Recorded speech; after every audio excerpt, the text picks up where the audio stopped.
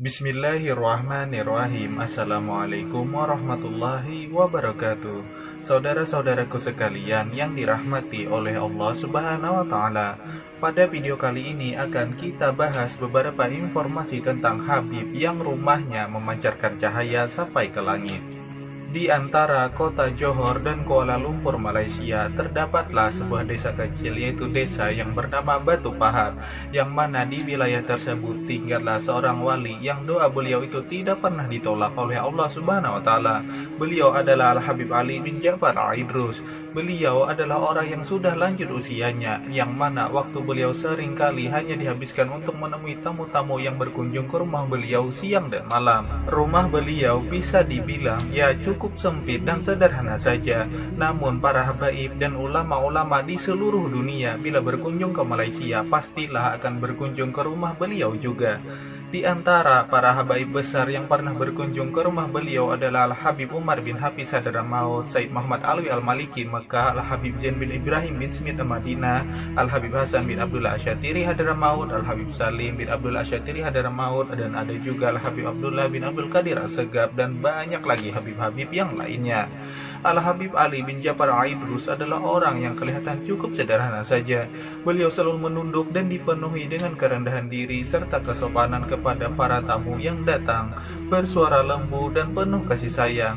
Beliau ini bagaikan intan berlian yang bersinar terang di tengah gelapnya suasana malam bagi masyarakat sekitar dan tamu-tamu beliau. Ada sebuah kisah menarik dari salah satu karomah yang Allah berikan kepada Al-Habib Ali bin Ja'far Al-Idrus rahimahullah, yaitu dulu ada seorang pilot pesawat airlines yang bernama Hamzah. Pesawat itu melayani rute penerbangan antara Singapura dan Johor, Malaysia, dan Batu Pahat, kampung dari Habib Ali bin Ja'far Al-Idrus, adalah kampung yang berada persis di antara rute penerbangan pesawat tersebut. Sang pilot yang bernama Hamzah itu tadi pernah menceritakan bahwa setiap kali dia melewati rute Batu Pahat dengan pesawat yang dibawanya, di sana dia selalu melihat cahaya yang memancar dari salah satu rumah di Batu Pahat yang menjulang hingga ke langit.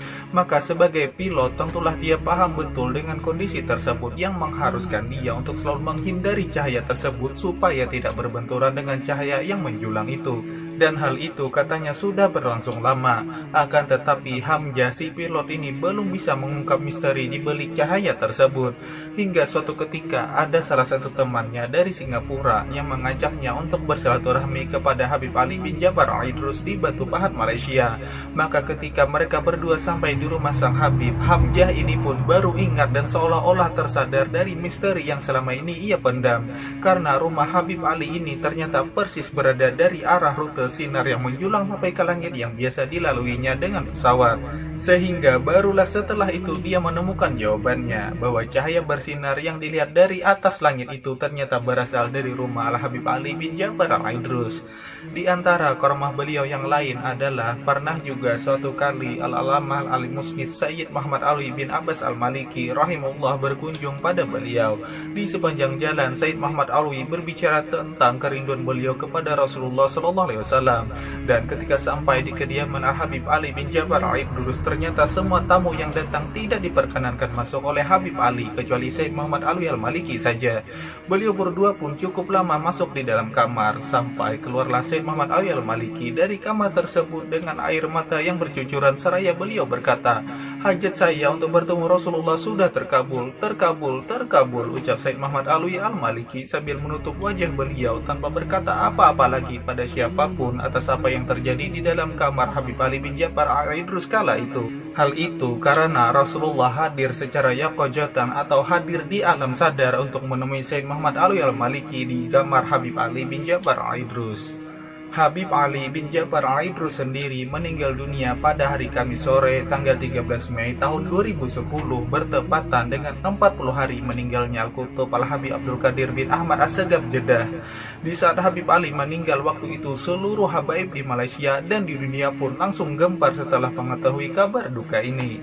Di antara nasihat-nasihat beliau adalah yang pertama, beliau berpesan, bacalah Al-Quran, ikutilah Al-Quran, karena Al-Quran itu adalah karangan pencipta kita, dan hidup kita pasti akan selamat jika kita berpedoman dengan Al-Quran, kata beliau. Nasihat beliau yang kedua adalah jangan sampai bertengkar antara satu sama lain, di antara adik dan kakak, keluarga, sahabat-sahabat, saudara, dan sebagainya. Dan jika ada perselisihan, cepat-cepatlah berbaikan antara satu sama lainnya. Dan nasihat beliau yang ketiga adalah sholat 5 waktu haruslah selalu kita laksanakan dimanapun kita berada tanpa mengenal masa. Karena Allah Subhanahu Wa Taala telah meringankan sholat kita dari 50 waktu sampai pada hanya 5 waktu saja. Maka dari itu jangan sampai kita lalai dan meninggalkannya, ucap Habib Ali bin Ja'far Aidrus. Semoga kita bisa mengamalkannya.